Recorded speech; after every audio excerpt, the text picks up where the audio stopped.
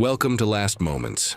I'm Tucker, and today we are looking at tourists who made the absolutely stupid decisions of their lives while on vacation. From a guy who tried to swallow an entire bamboo skewer at a food stall, to a student who touched an electric fence despite warnings. And what followed next left her friends shaken for good. It was June 18th, 2016 in Key West, Florida. The night was warm, and the streets near the waterfront were packed with people moving from bar to bar. Food stalls lined the sidewalks, their small grills sending up smoke into the night air. In the middle of all that noise was Justin Calder, 29 years old. He worked as a warehouse supervisor back home, and the kind of guy who always wanted to be the loudest one in the room. According to his co-workers, he was a total daredevil who lived for the camera and always tried to beat what someone else did. He was down in Key West for a weekend trip with a group from work, and they had been drinking and bar hopping for hours. Earlier that night, he had already finished a few food challenges, like eating something spicy and chugging a tall drink in one go. Around midnight, the group stopped at a busy street stall that sold grilled swordfish on long bamboo skewers. The sticks were close to a foot long and came to a sharp point on one end. Justin picked one up, looked at his friends, and started joking that he could swallow the whole thing like a sword swallower at a circus. My first thought is, why? This isn't a circus, it's a street stall. His co-workers dared him while pulling out their phones. The vendor behind the grill saw what was happening and shook his head, waving his hands and pulling the other skewers away from Justin. But Justin just smiled bigger. To him, the vendor saying no was part of the show. Justin held the skewer straight up and tilted his head back. He wanted to push it down in one fast motion, so he would not chicken out halfway through. He opened his mouth and slid the pointed end in first. The stick was stiff and did not bend with the shape of his throat. Almost right away, it hit something and stopped. Instead of pulling it out, he pushed harder. The skewer slid past the back of his tongue and jammed into the area near his voice box. His airway closed off around it. He could not breathe in, and he could not really cough either. There was no loud choking sound, just a quiet panic. His eyes went wide and he grabbed at his neck. His body tried to throw up as a reflex, but the food and liquid had nowhere to go and ended up getting pulled deeper into his airway. He reached up with both hands and tried to pull the skewer back out, but the angle was wrong and the wood dragged against the soft tissue. His friends stopped laughing. One of them stepped forward to help, but no one really knew what to do. Within less than a minute, Justin dropped to his knees, then fell forward onto the sidewalk with the skewer still stuck in his throat. People around the stall started yelling for help. A couple of bystanders managed to pull the skewer out, but once it came free, blood started pouring out heavily. Chest compressions were started while an ambulance was being called. Paramedics arrived quickly because they were already nearby for the busy nightlife area. They worked on Justin in the back of the ambulance and on the way to the hospital, but he was pronounced dead a short time after arrival. The cause of death was listed as a blocked airway, made worse by fluid being pulled into the lungs. Investigators later reviewed the phone videos and witness statements, which confirmed Justin had forced the skewer down on his own, despite warnings from the vendor. His death was ruled a self-inflicted accident caused by the stunt. It is a moment where you realize how fast a dare can go from funny to truly dangerous. Justin's story is hard to shake because he had every warning right in front of him and still pushed forward. But stay with me, because the next one hits a little different. She wasn't trying to impress a crowd or win a dare.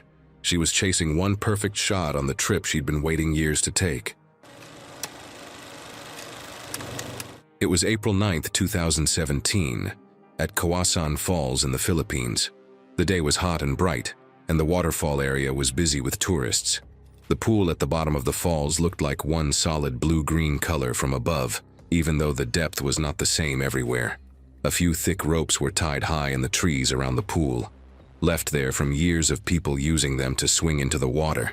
This is where Valerie Gibbs came in. She was 26 years old and worked at a retail store back home. Her friends described her as outgoing, thrill-seeking, and always trying to prove that her size never stopped her from doing what everyone else did. Valerie was heavily overweight, weighing over 250 pounds, but she hated feeling left out whenever trips turned adventurous. This was her first time traveling outside the country, and she had been filming almost every part of the trip for social media. She wanted big moments, the kind of clips that made people stop scrolling. Jumping into the waterfall pool had been the thing she was most excited for all week. I actually remember my first trip abroad. I filmed everything too, even the small stuff, because I wanted to preserve the moment that I'd finally made it out there. That is why Valerie's excitement feels familiar to me. When her group got to the falls, they watched other tourists jump safely from the lower ledges into the deep part of the pool. But Valerie kept staring at an old rope tied high in a tree about 20 feet above the water. At over 250 pounds, she knew the swing would put heavy strain on the worn rope, but it looked more exciting than a normal jump. A couple of local men tried to wave her off, but Valerie thought they were just warning her to be careful. When people who live in a place try to warn you, they usually know something you do not. I wish more travelers understood that a warning from a local is worth more than any guidebook. She climbed up the wet rocks to reach the rope. Up close, the fibers looked badly frayed, with small strands already split from weather and heavy use. Valerie paused, gave the rope a short testing pull, and heard it creak against the branch above. She clearly noticed how worn it was, but convinced herself that if it had held other people before, it would hold her too. That thought settled in quickly, almost too easily. If the rope only needed to hold one more time, then maybe that was enough. Her friends got their phones ready below, waiting for the swing shot. By then, backing out would have meant explaining why. She wrapped her hands tighter around the rope, took a breath, and stepped off the ledge. The second her full weight hit the rope, the old fibers started to stretch and tear. The exact sections she had been staring at gave way first. She had only swung out a few feet when the rope snapped near the top, close to where it was tied to the branch. Instead of swinging out into the deep middle of the pool like she planned, she dropped straight down. The fall was fast, and she did not have time to turn her body or get her feet under her properly. Her feet hit a shallow rock shelf, hidden just below the surface of the water. That part of the pool was only about 2 to 3 feet deep, even though it looked the same color as the deeper sections. The force of the landing pushed her body forward, and her head struck the rock right after. She landed half in the water, half on the stone, and she did not move again. The friends who had been laughing and recording a second before went completely silent. Swimmers nearby reached her within a couple of minutes. They lifted her out of the shallow water and laid her on a flat rock at the edge of the pool. A few people tried to help, but it was clear right away that the injuries were serious. Local responders arrived a short time later and confirmed she had not survived the fall. Her friends, still shaken from watching it happen in front of them, later gave statements about what they had seen and cut the trip short while coordinating with local authorities and Valerie's family back home. After the investigation was completed, her body was eventually flown back to the United States. Investigators later examined the rope and determined it had been weakened by years of weather exposure and repeated tourist use. Witnesses, including locals nearby, confirmed Valerie had been warned not to use it before climbing up. The official finding concluded that the deteriorated rope snapped under her weight during the swing, causing her to fall into a shallow section of the pool hidden beneath the surface. I thought a fall into shallow water was hard enough to sit with, and then I got to the next case, where the fall was so much longer and there wasn't a single rock to land on, just open ocean in every direction. It was August 3rd, 2015, on a cruise ship moving through the Caribbean Sea. The ship had been out at sea for a couple of days, far from any land. The open decks had railings along the edges that came up to about chest height on most adults. Below those railings was a long drop straight down to the dark ocean, where the water was deep and easy to lose someone in. That night, Gregory Pence was on board. He was 41 years old and worked as a sales manager. People who knew him said he was stubborn and the kind of guy who never thought basic safety rules applied to him. After my last Karen video, a viewer asked why I talk so much about a person's character. Gregory's story is the reason why. His choice to ignore safety rules wasn't just an accident. It was a part of who he was. He was on the cruise for vacation, and he had spent most of the day at the onboard bars. By the late evening, he had been drinking for hours straight, and the staff who served him said he was already unsteady on his feet before dinner even ended. After the bars started slowing down, a few people offered to help him get back to his cabin. He waved them off. He did not want help, and he definitely did not want to be told what to do. Somewhere along the walk back, his stomach started turning on him. Instead of going to a bathroom or back to his room, he picked the closest open deck and headed for the railing. I don't want to overreact, but dude, this is basically the worst place you could pick to throw up. The deck was mostly empty that late, but a few passengers were still around getting some air. They noticed him walk up to the railing and lean over it. He gripped the top bar with both hands and bent forward, clearly feeling sick. He stayed in that position for a while, leaning further and further over each time his stomach pushed. The railing was about 42 inches high, which is just over 3.5 feet. For a grown man, that height hits somewhere around the waist or lower stomach, depending on how tall you are. That means when you bend forward over it, your upper body weight can start to tip past the bar without you realizing how far you have gone. And when you are drunk, your balance is the first thing to go. During one of the hardest heaves, his body bent down deeper than the times before. His hips pressed against the top of the railing, and his upper body went past the point where his legs could hold him back. One of his hands slipped off the bar. The other one tried to grab on but did not have the grip strength to pull him back. His feet started to lift off the deck. It happened fast. He slid forward over the railing head first with no chance to catch himself. The fall down to the water was somewhere between 60 and 80 feet, depending on which deck he had been standing on. At that height, hitting the ocean is not like jumping into a pool. The water acts almost like a hard surface, and he was knocked out the moment he hit. He went under within seconds and did not come back up. The passengers who saw it ran to tell the crew. A man overboard alert was put out, and the ship turned around to search the area. But by the time anything could happen, too much time had already passed, and the ship had been moving forward at a steady speed the whole time he was leaning over the rail. The search went on for hours, but he was never found. Investigators worked with witness statements and footage from cameras on the deck. The video showed exactly what people had described: him leaning over the rail, getting sick, and tipping forward on his own. There was no sign anyone pushed him, and the railing itself was the correct height and in good shape. After several days with no recovery, the search operation was officially suspended, and Gregory Pence was presumed lost at sea. The next story takes us off the water and into the air, and what gets me about this one is that the safety system did its job perfectly. The person wearing it just decided it was getting in her way. It was February 11th, 2018, on the island of Oahu in Hawaii.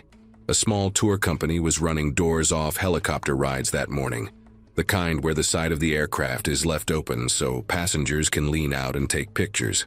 Inside the helicopter, every passenger was strapped into a harness system with straps over the shoulders, around the waist, and between the legs.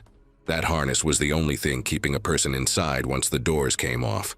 This is where Sylvia Trent came in. She was 33 years old and worked as a freelance photographer. The people she worked with said she was talented, ambitious, and willing to take risks most other photographers would not.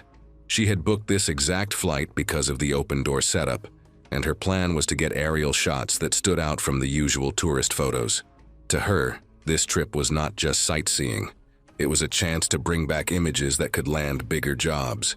I still remember my first time in a small plane. Even with the doors shut, I held onto my seat the entire trip. If the doors had been open, I don't think I could have even picked up my camera. I would have been too scared to move. Before takeoff, the pilot went over the safety rules with everyone on board. One rule stood out the most: do not loosen or adjust the harness once the helicopter was in the air. The straps were tight on purpose, they had to be, because there was nothing else holding anyone in. Sylvia listened, nodded, and got into her seat near the open side. Once they were flying, the view was just what she wanted. She saw green cliffs, blue water, and waves crashing against the rocks down below. She started shooting right away, but pretty quickly, she ran into a problem. The harness, doing its job of holding her safely in place, was also stopping her from leaning out far enough to get the angles she wanted. Every shot looked similar to what someone else could have taken from the same seat, so she started adjusting it, a little at first. She loosened one of the shoulder straps to give her arms more room. Then she loosened the waist strap so she could bend forward more. Each small change gave her a few more inches of reach, and each new angle looked better than the last. She kept going, leaning further out each time, chasing a better shot. The change was barely noticeable, From the outside, it would have looked like she was just shifting in her seat to get comfortable. I know exactly what you are thinking. The harness is there because it's designed to restrict you on purpose. It's not there for comfort or flexibility.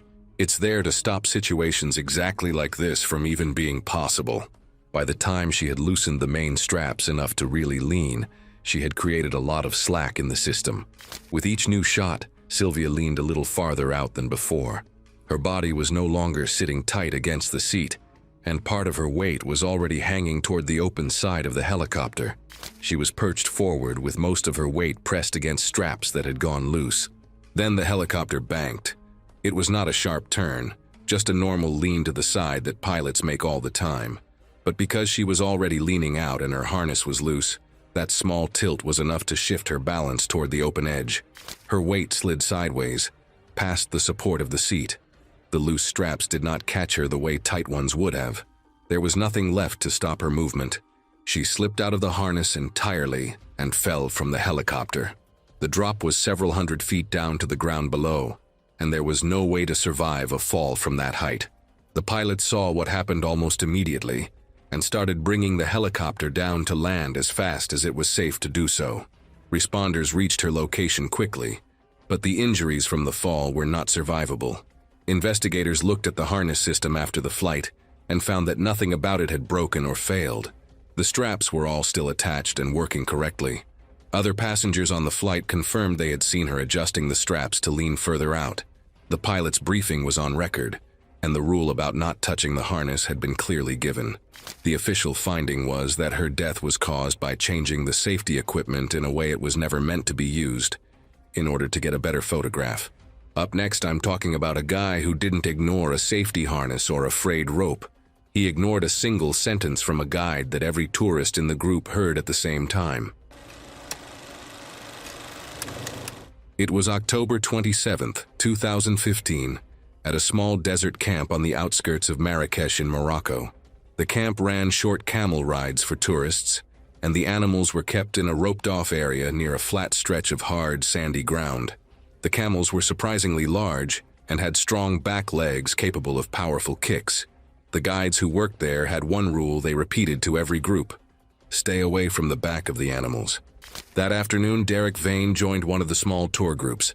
He was 38 years old and worked as a mechanic back home. His friends said he was a joker, the type who always wanted to be the funny guy in the group photo, and the one making everyone laugh. He had come on this trip with a few buddies, and the camel ride was one of the stops they had been looking forward to.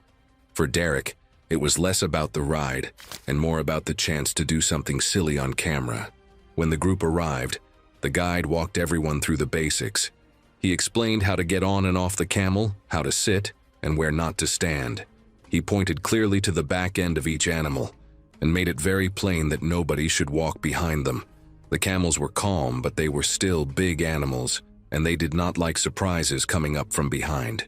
If you've ever been around large animals, you already know this is rule number 1. Derek listened, kind of.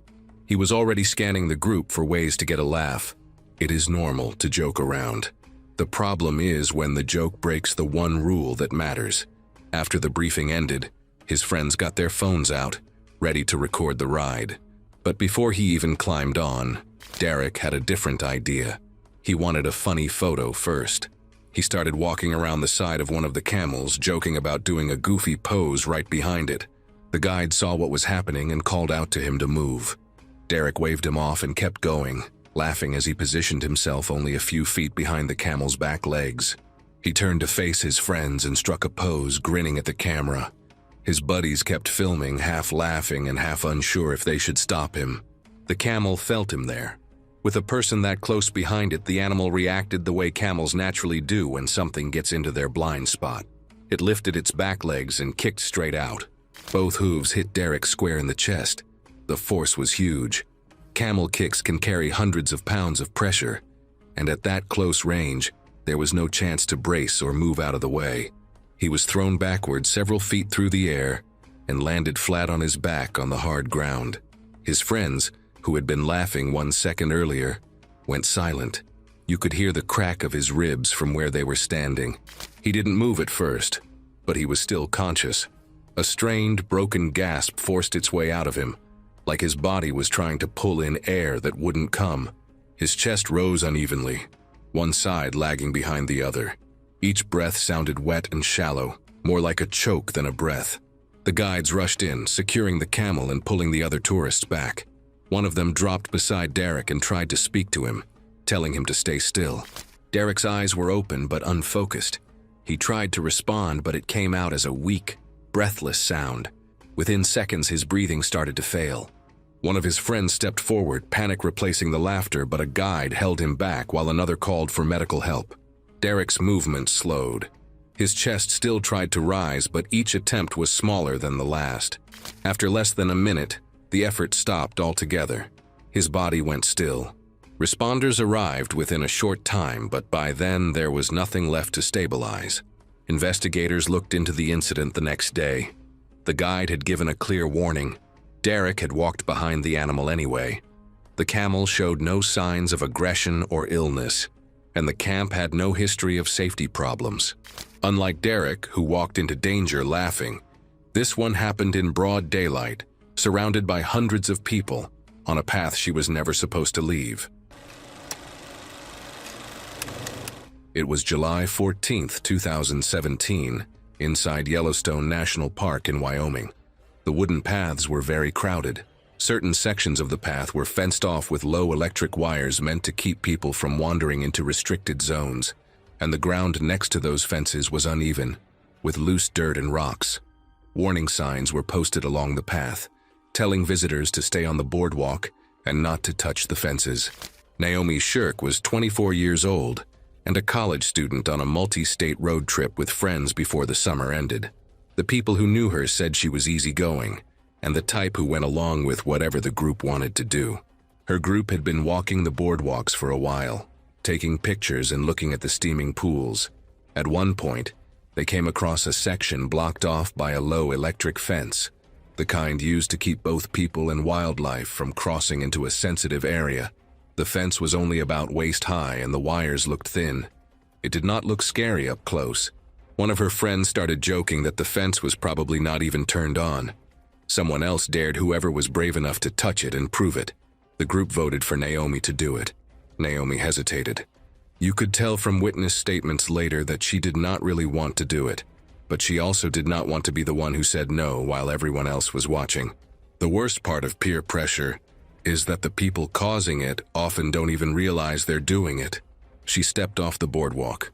The ground next to the path was uneven, with loose dirt and rocks that shifted under her feet.